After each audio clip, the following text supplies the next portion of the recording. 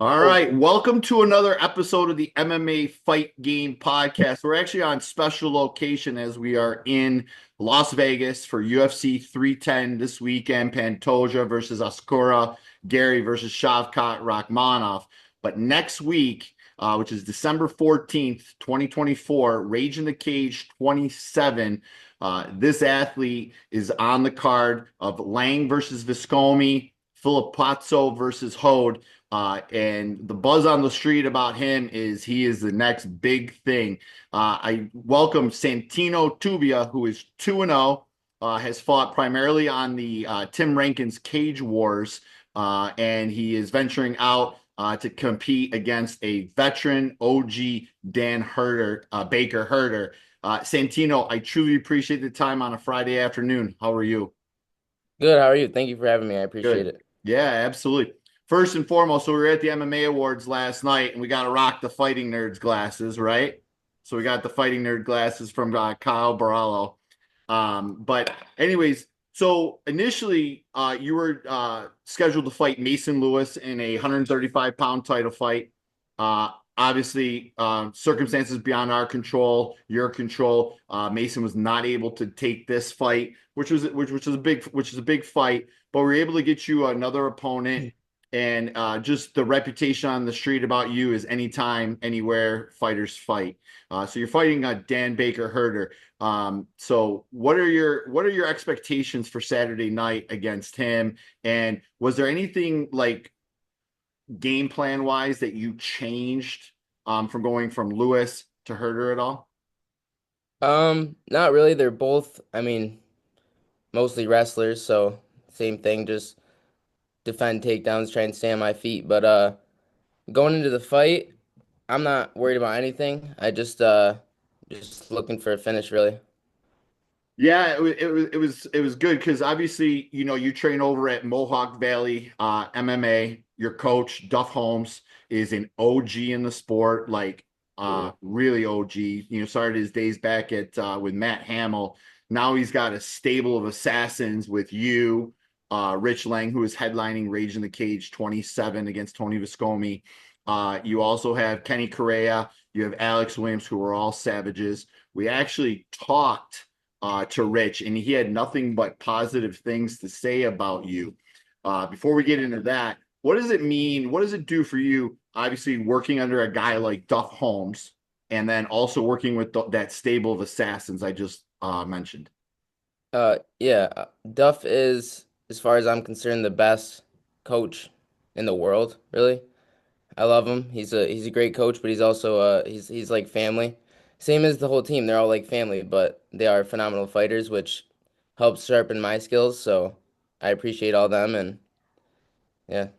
Yeah, and then Rich Lang mentioned that he trains a lot with you. You have taken his wrestling game to another level. Now, what is your background? When did you start wrestling, and when did you decide to make that transition to MMA? So I started wrestling in 10th grade of high school. I didn't have much time, but I loved it as soon as I started, so I figured that I wanted to make it my life. So I actually started fighting before I started wrestling. So I started wrestling to get better at fighting, and it made me that much better at fighting. But yeah, I got eighth at states the last year wrestling, my senior year. I know that if I had started a lot sooner, I could have done a lot better, but it is what it is. I mean, making states is no joke, especially in New York State. There's a bunch of savages. When I was flying out here, I was actually with the Columbia wrestling team who was coming out here for a huge tournament. And the head coach knows of New York MMA or New York MMA, but more specifically New York wrestling. Yeah. And they are definitely out there scouting. So your last fight, let me go back. It was against Anthony Romero at Tim Rankin's Cage Wars 68. A highly decorated wrestler. I actually tuned in to watch your bout, Rich's bout, Alex's bout, and you made it look pretty easy in that fight. how did that go against the wrestler? Did you see anything? Did anything come up with the, Romero that was surprising, or was it just another day in the office? Yeah, no, we were pretty much expecting exactly what we got. He didn't have much ability on his feet, so I mean, I could have done a lot more on my feet, but I don't know. I felt like I fought well, but I definitely could have done a lot better. Yeah, and I mean you're 2-0. Your coach is looking for hard, tough fights for you because he Mhm. has a very high expectation. He has a history of a proven track record of winning and developing guys. So that is tremendous as well.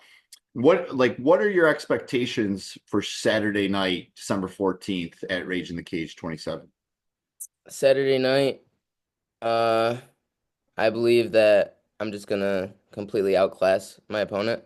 I don't think there's really anything that he can do to stop me, whether I want to wrestle, stay on my feet. I don't think there's much he could do, to be honest. I respect him. He's a tough guy, but I don't think there's much that he can bring to the table. Yeah, and then going back to the fighters fight, you had the fight scheduled Mason Lewis. Now you go to Dan Herter, and then your coach was telling me your like Tapology when we were looking for matchups for you. They like he's 155 pounds, but your natural weight when you go pro is going to be 125. Is that right? Yes, sir.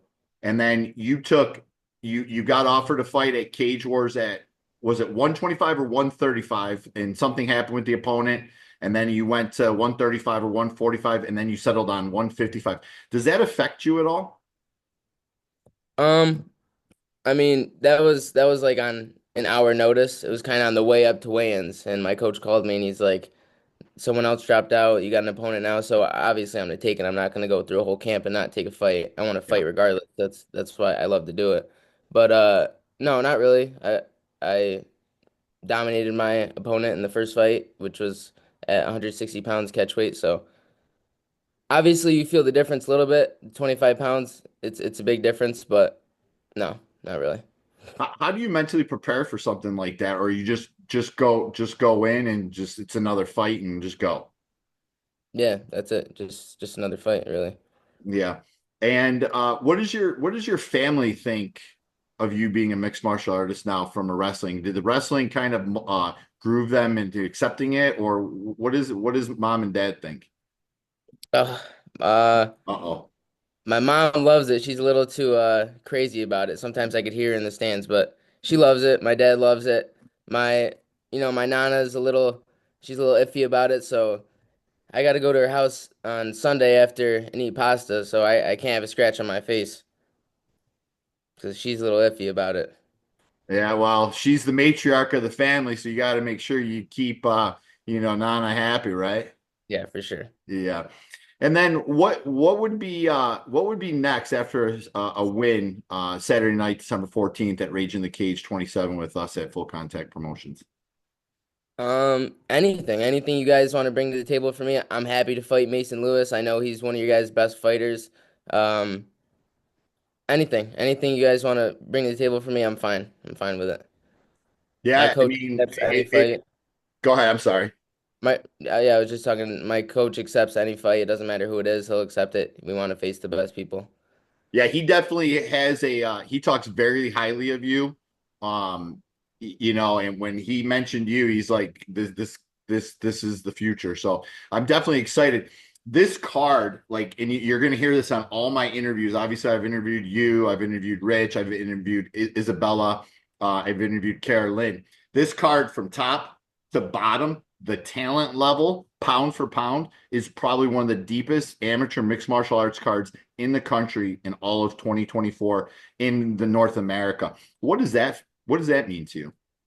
Yeah, it's awesome to fight on a card with so many phenomenal fighters and a great promotion in full contact promotion. So I'm excited to fight, and that's really it. Yeah, and before we wrap this up, is there anybody that you want to thank? Is there any sponsors?